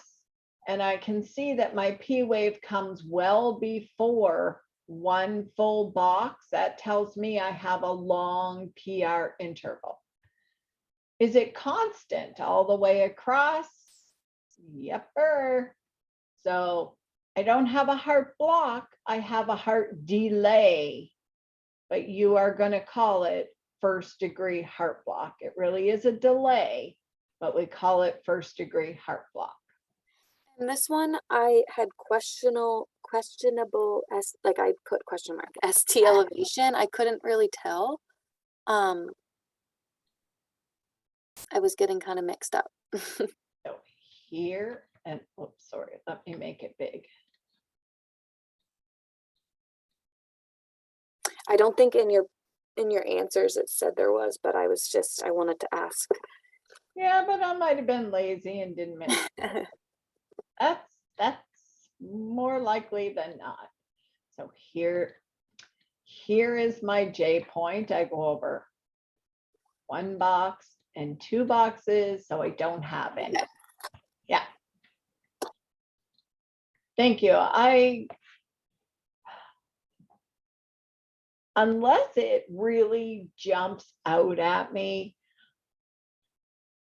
I don't go looking for ST elevation or depression. And most of the time, the patient's condition will warrant you to go and look at it.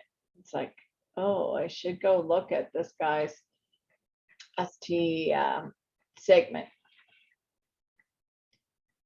Oops.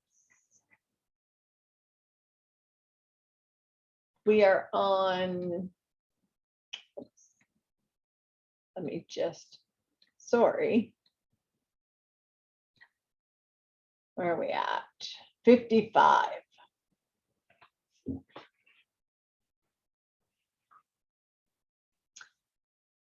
Looks kind of chaotic to me. I didn't do this one, but this morning I was just like flipping through the book and I was just seeing if I knew what it was by looking at it. And I thought that it was a flutter because of, I thought what I think is the T waves now kind of looked like the shark tooth, sawtooth T Yeah, wave. so but I would likely call this atrial fib. Yeah, and then when I looked in your book, it said AFib, and so then I was like, okay, those peaked waves must be the T waves. So remember, the key in atrial flutter is they're regular. And I know that they don't always look like this perfect, but I can't determine, like, especially in here, that they are true flutter waves. So I'm going to call it now. Some people, and I've even heard physicians say this, oh, he's in fib flutter. And that can't be a thing. But there are patients who might be in atrial fib for a little bit and then go into atrial flutter and then go back into atrial fib. So even though textbooks tell us that that really can't happen, you can't have a heart whose atrium is fibrillating and fluttering at the same time, but you can have a patient who's in atrial flutter for a period of time and atrial fib for a period of time. So if you hear the term fib flutter, that means that they're going in and out of, they're not happening at the same time. Yeah. So key identifying feature, the ventricular rhythm is irregularly irregular. And that is key in this one. Ooh, next one. Why is this not, let me figure out the rate, 5, 10, 15, 20, 25, 30, we'll say 34 little boxes.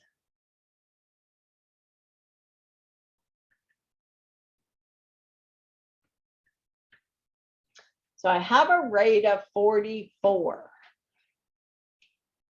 Tell me why this is not junctional rhythm. I don't see a P, it's likely hidden or not existent. But why is this not junctional rhythm? Too wide. Too wide, and my T's in the opposite direction. So if the rate is 44, what do you want to call this? Accelerated idioventricular. Yay! Sorry, Natalie. No, good job. Yay! You were saying the same thing. That whole accelerated thing, you had to remember the 41 to 100. Well done. Well done. And so I look at this and very quickly, I don't even ever think about junctional rhythm. Because although it's not super wide, my T is in the opposite direction. Junctional rhythm should not have that.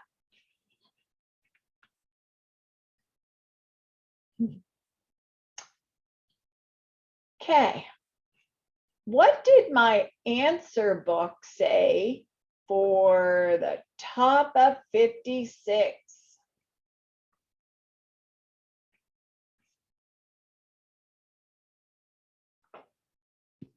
Says sinus arrhythmia, but I did not think that. It says even the electrophysiologist said get another strip. I really, I'm like, okay, I do see a P wave here. And I have a little bit of an extended PR interval. And then I have a P here, but it's closer to this QRS. I think that might be part of my T wave. I have no idea what this, like, I really don't know what this rhythm is. So I took it to Dr. Toll and I said, okay, can you help me work through this? And you know what he said? Susan, this is way too labor intense. Throw that strip in the garbage and get another one. Like, the electrophysiologist can't figure this out? Perfect. I'm happy with that. Because honestly, I really don't know. Has anybody got a guess?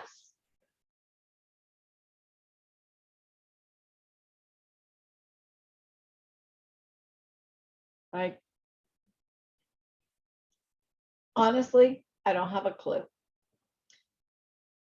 He said, first, he kind of contemplated wandering atrial pacemaker.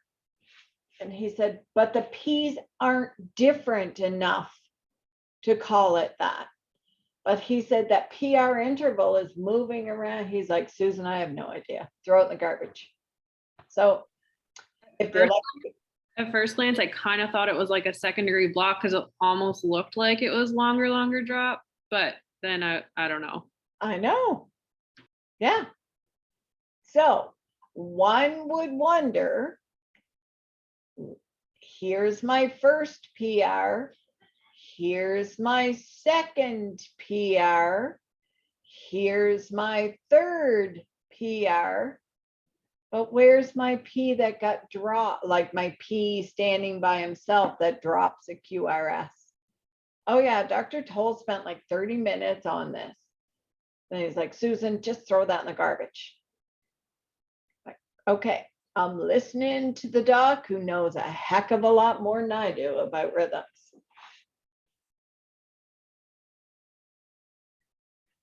So when you hold out the strip at the bottom of 56 and you say, okay, here's P in front of this guy. Here's a P, but it doesn't really look 100% like that one. A P, a P, a P, and then you notice this beat appears to come in early, and this beat appears to come in early. What do you think they are, those early beats? PACs? Yay! My P is upright. And PACs, often you will see your P kind of superimposed on top of the T wave.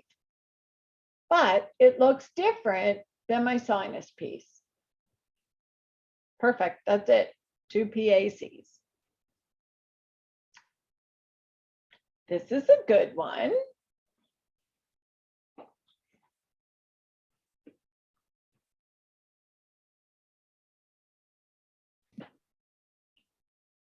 This is junctional because the P's are upside down.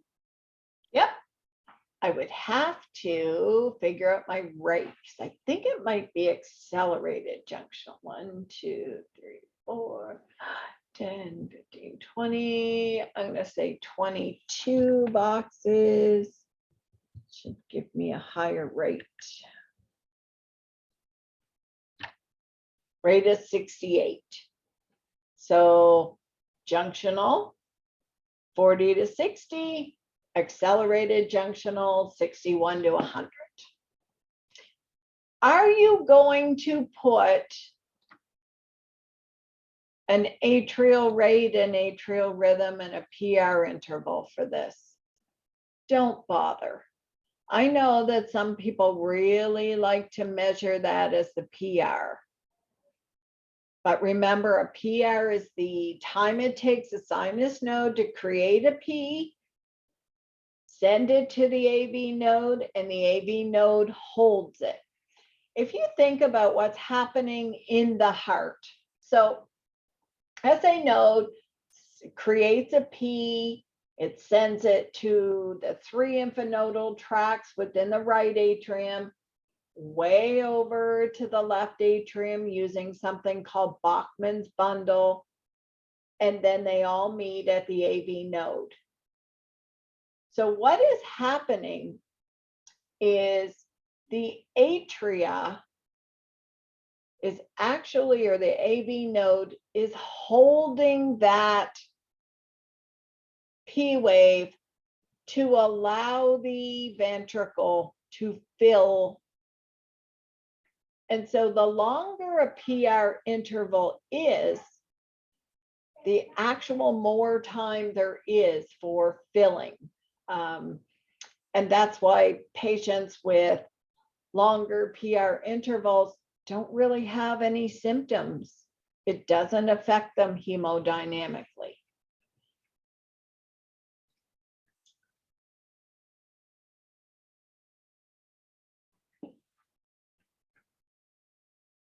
What about this boy?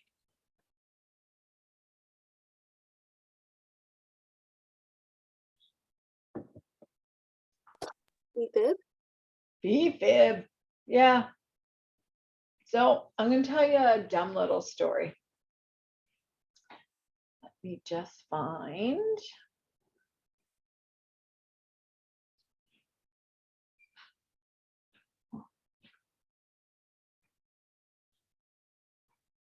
Oh, I'm just looking for VTAC.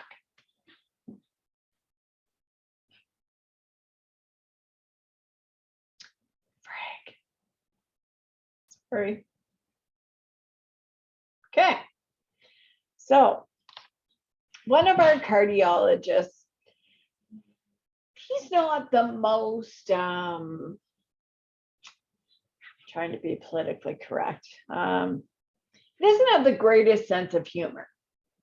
So the nurse who was looking after this particular patient noticed ventricular tachycardia on the monitor. So she goes running into the patient's room. And this lovely gentleman is laying in the bed and he is pleasuring himself in a very rhythmic fashion. And so you've heard tell of toothbrush tachycardia and you're brushing your teeth.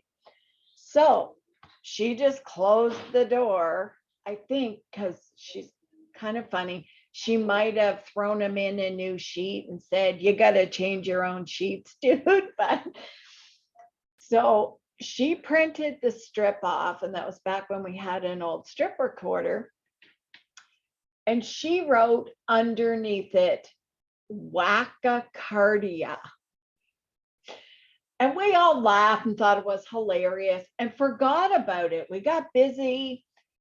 And then poor little Dr. Douglas comes up to do his sign out rounds at 5 o'clock. And he sees this strip and he said, oh my God, you guys, who went into VTAC and nobody called me? And he picks up the rhythm of the strip and he says, wackacardia. And then his face just got fluorescent red. And he's like, oh, nasty. Who was doing that? And the girl says, the dude in 55. It was the funniest thing I've ever heard. Anyway, this poor man, the whole time he was in our unit, everybody told the story. I'm like, he is never going to be able to live that down. Anyway, it was quite funny. So yes, ventricular tachycardia can mimic a lot of things, but you can't just assume that Buddy's brushing his teeth. Same with that V-fib.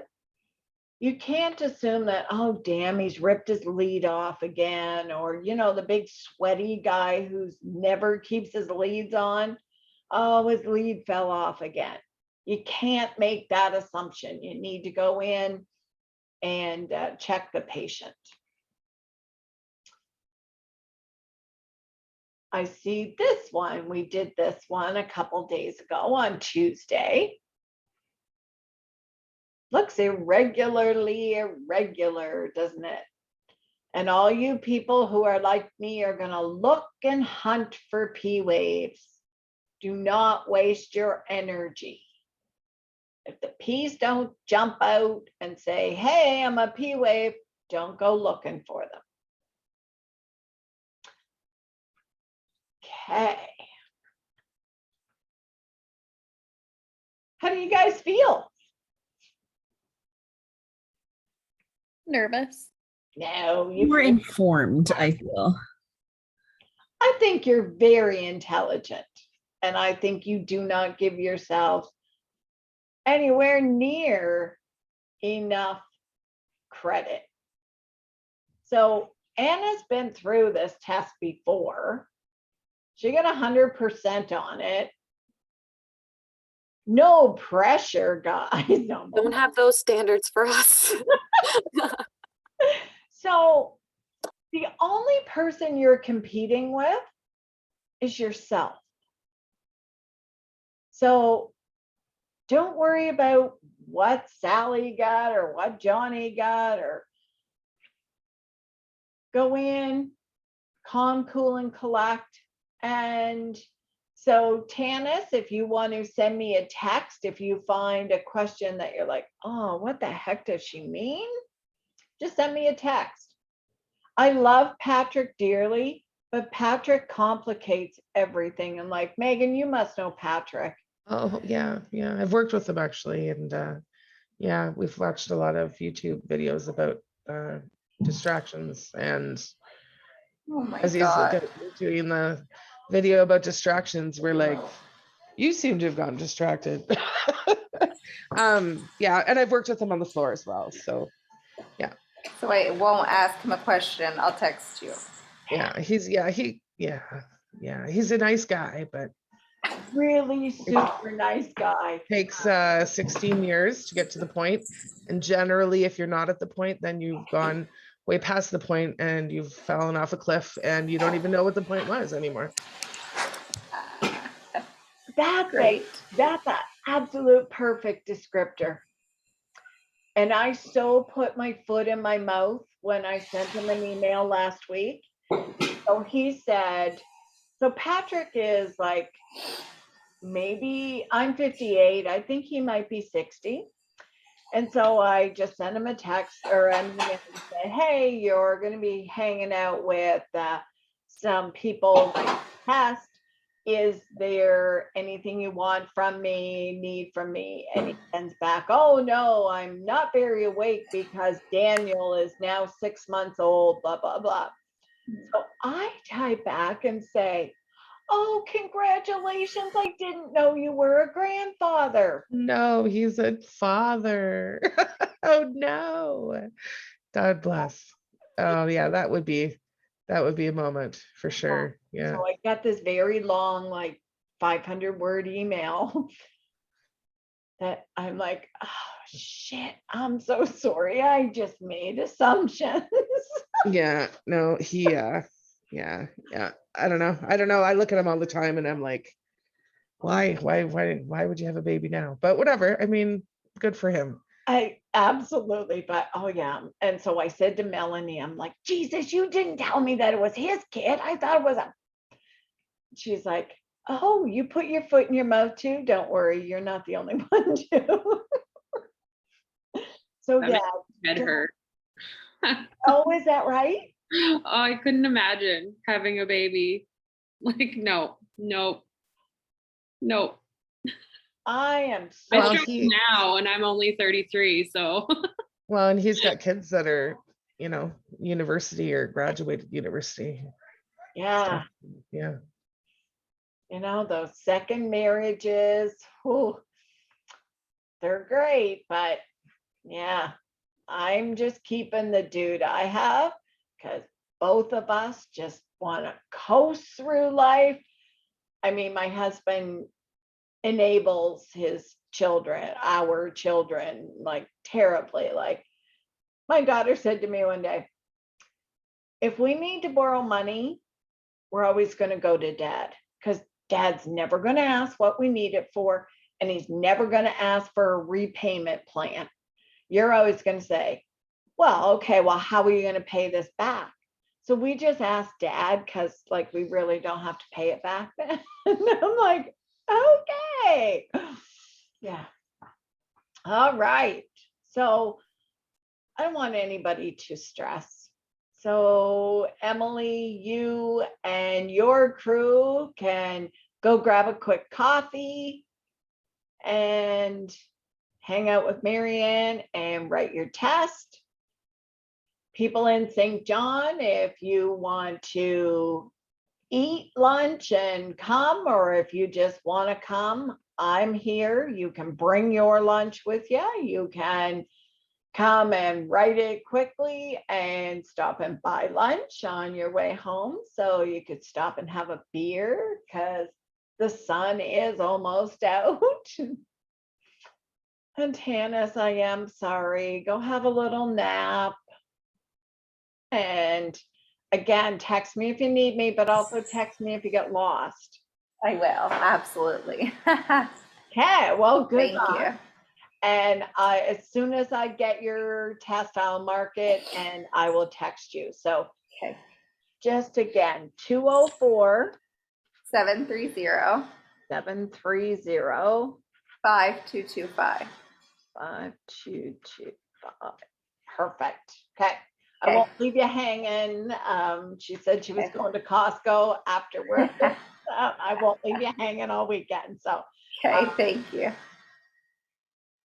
Emily, yours is going to be marked by Mary Ann, so she'll do that rather quickly.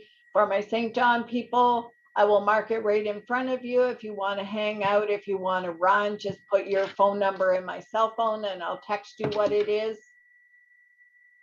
So come on in, St. John. I put a couple of signs out. So Yuri, if you get lost, or any of the girls that Chandler, you know where to come. But any of the other girls, if you get lost, my cell is 721-7911. Anna, enjoy your weekend. Yes, 3rd floor between Tower B and C. And you'll see a sign, Cardiac Rhythms with Sue Morris, and you'll see an arrow, Brittany. Yeah. Do you mind And sending me This is the my Old Navy. Sorry, what's that? So Megan, are you hopping on a plane? Perfect timing. Oops, I don't know who. Oh dear. Someone's not muted. I can't see who it is. It was me. I'm sorry. My Old Navy clothes just showed up. Don't you love when excellent? Yes. So was that your husband whining that you ordered more clothes?